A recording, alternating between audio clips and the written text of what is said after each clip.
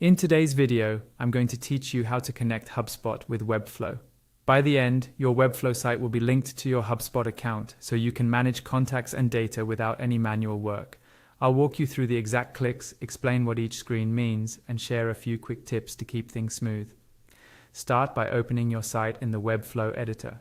Once you're in, look over to the left panel and find the Apps icon. Click it to open the Apps panel. In that panel, locate HubSpot. Click HubSpot, then select Install on-site. This tells Webflow you want to add the HubSpot integration to the site you're editing. When you do, a new page will open in your browser to handle the connection. On that new page, you'll be prompted to sign in to your HubSpot account. Go ahead and click Sign In.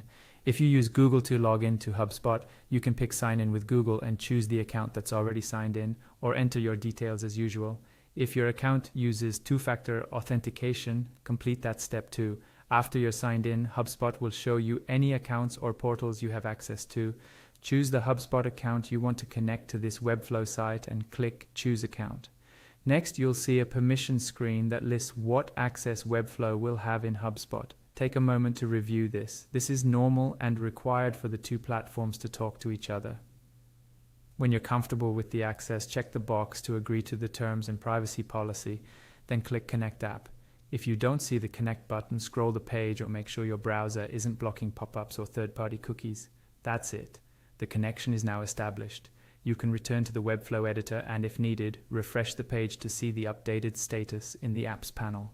From here, anything configured to send data to HubSpot, like supported forms or tracking, can start flowing through your connected account. If you accidentally selected the wrong HubSpot account, simply disconnect within HubSpot's app settings and repeat the same connection flow to choose the correct one. And if you run into a permissions warning, make sure your HubSpot user has the right role or ask an admin to approve the connection. You've successfully connected HubSpot with Webflow. Keep building confidently, knowing your marketing tools are now working together behind the scenes.